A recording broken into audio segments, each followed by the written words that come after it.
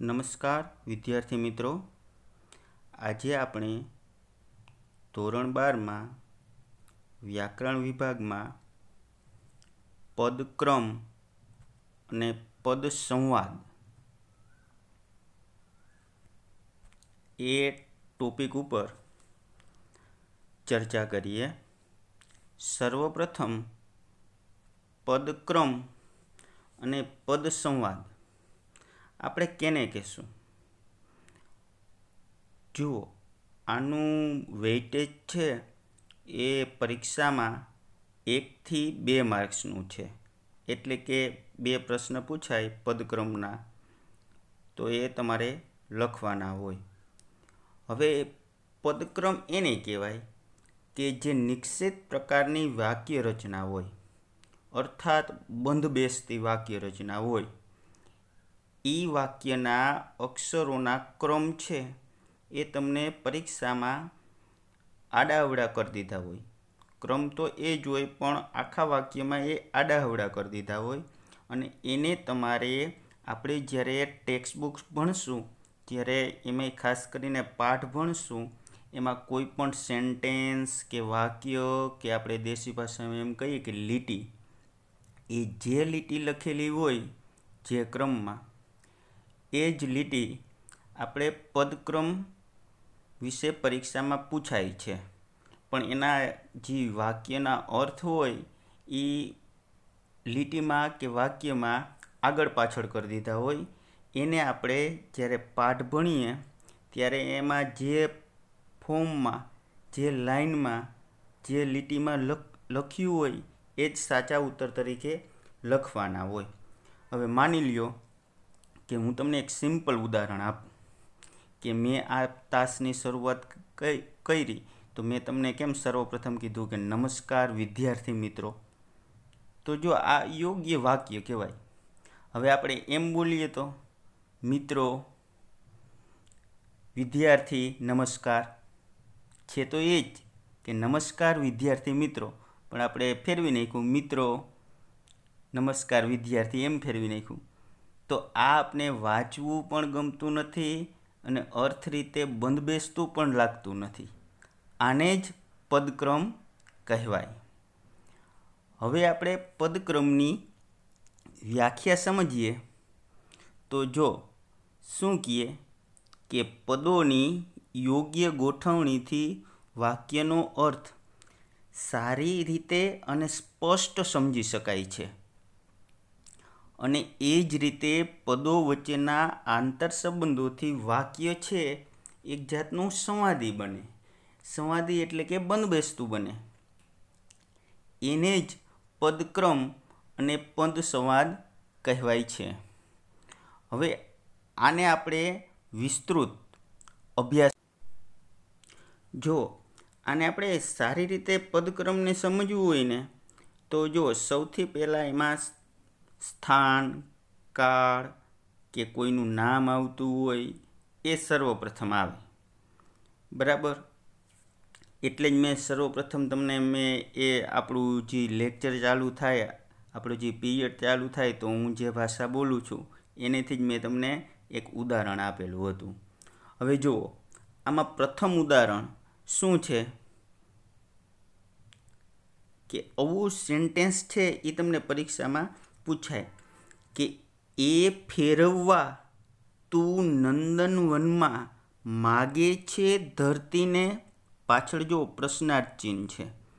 એક વસ્તુ હું તમને કન્ફર્મ કહેવા માગું છું કે પદક્રમ અને પદ સંવાદમાં તમને જે કાંઈ પણ ચિહ્ન આવે, વચ્ચે આવે કે વાક્યની પાછળ આવે, એ જ ચિહ્ન જ્યારે તમે સુધારતી વખતે લખો ને જવાબ, ત્યારે એ જ ચિહ્ન મૂકવાનું આવે છે।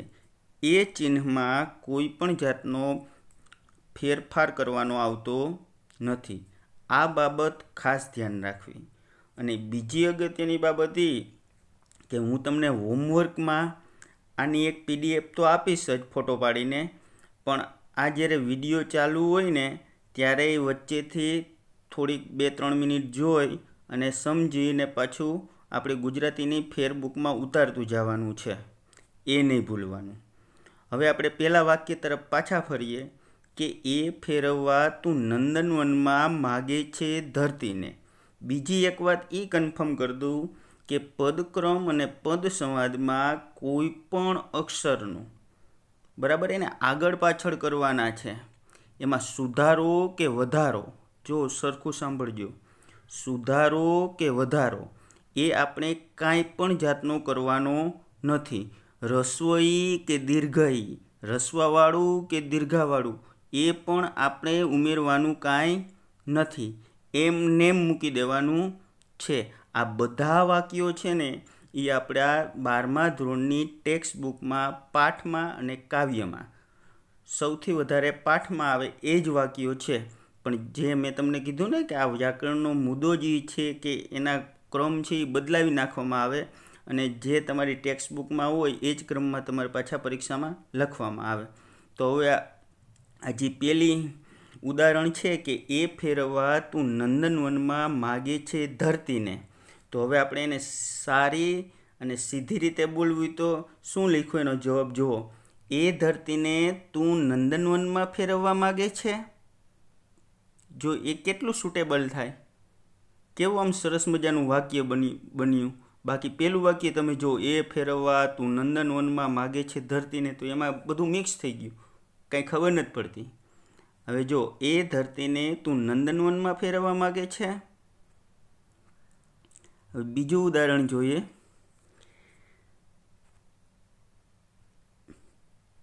તમે છે ગુમાવી બધી એ સમજ શક્તિ તમારી.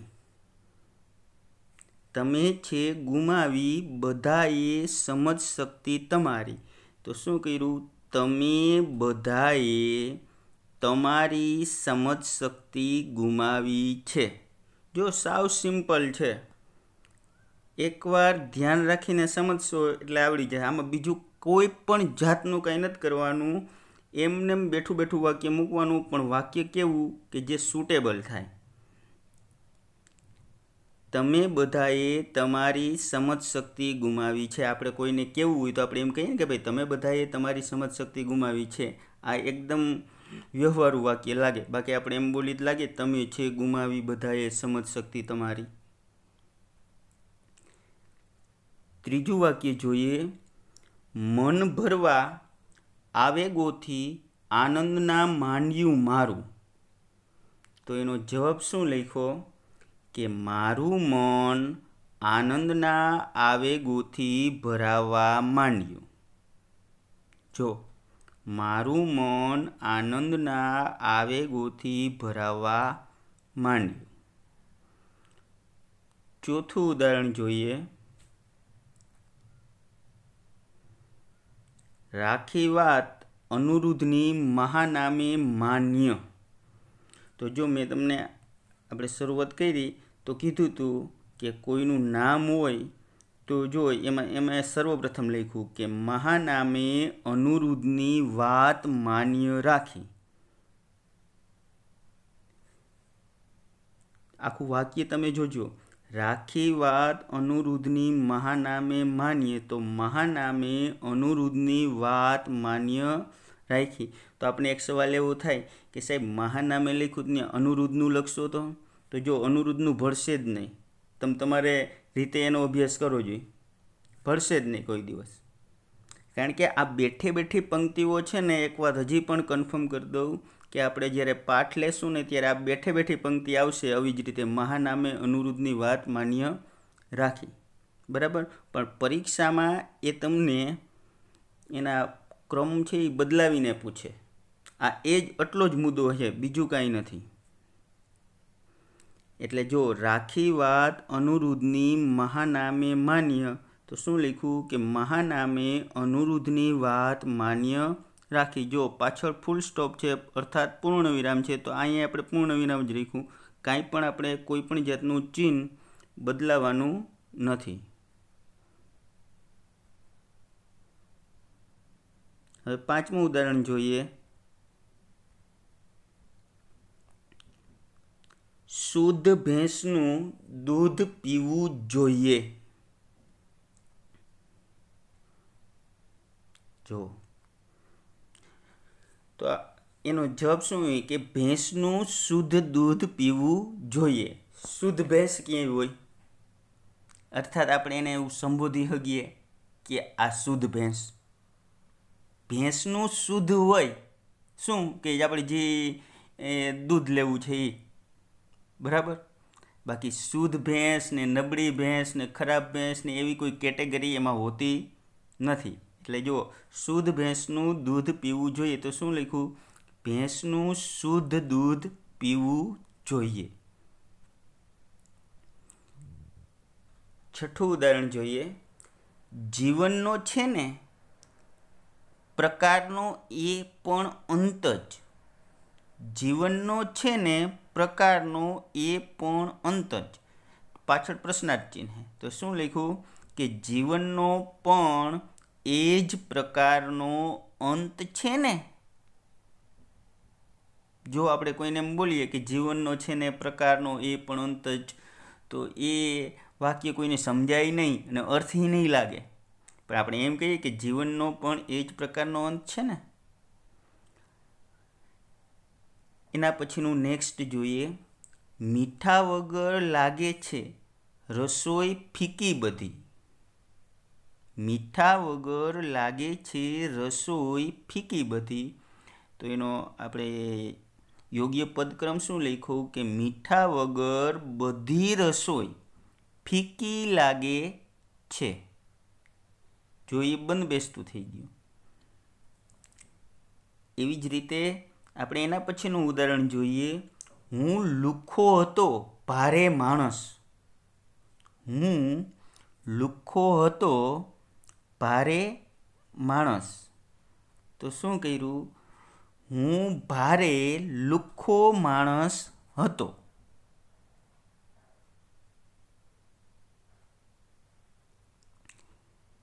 એના પછીનું આપણે જોઈએ કે એમના દર્શને જ પાઠ પ્રથમ મને મળ્યો શ્રમનો. એમના દર્શને જ પાઠ પ્રથમ મને મળ્યો શ્રમનો. તો શું લખ્યું કે એમના પ્રથમ દર્શને જ મને શ્રમનો પાઠ મળ્યો. 10મું ઉદાહરણ જોઈએ. પેલો ટેટો એક લાવો વડનો. જો અલ્પવિરામ આપેલું છે અહીંયા. જુઓ ભાંગીને એને ફૂલ સ્ટોપ. તો જો મેં તમને આની શરૂઆતમાં કીધું હતું કે આપણે કોઈ પણ જાતનું ચિહ્ન બદલાવાનું નથી. તો જો પહેલા વાક્યનું આપણે શું કર્યું કે પેલો એક વડનો ટેટો લાવો, બરાબર. બીજું વાક્યનું આપણે શું કર્યું? એને ભાંગીને જુઓ. છેલ્લું આપણે ઉદાહરણ જોઈએ. ચંદનવાડી ઘાટીલો વળાંક આગળ લે બહુ શેષ નદી છે. ચંદનવાડી ઘાટીલો વળાંક આગળ લે બહુ શેષ નદી છે. તો આપણે જો નામ પહેલાં રાખ્યું કે ચંદનવાડી આગળ શેષ નદી બહુ ઘાટીલો વળાંક લે છે. ચંદનવાડી આગળ શેષ નદી બહુ ઘાટીલો વળાંક લે છે. તો જો આ પદક્રમ હતા કે તમને એના ક્રમ છે એ આડા સવડા ઉલટ સુલટ કરીને પૂછે. એનો તમારે સચોટ ક્રમ કયો આવે? તો આપણા જે પાઠ કે કાવ્યમાં મોટે ભાગે હજી પણ રિપીટ કરી દઉં, પાઠમાં જ આવશે કે એમાં જે ફોર્મમાં લખાયેલા છે અર્થાત જે રીતમાં લખાયેલા છે એ જ રીતમાં આપણે પરીક્ષામાં લખવાના હોય. વિદ્યાર્થી મિત્રો, આ વિડીયો જોઈને તમે આ પદક્રમના અને પદ સંવાદના 11 જે ઉદાહરણો છે તે ગુજરાતીની બુકમાં અર્થાત તમે ગુજરાતીનું જે બુકમાં લખતા હોય એમાં ઉતારી લેવા. આભાર.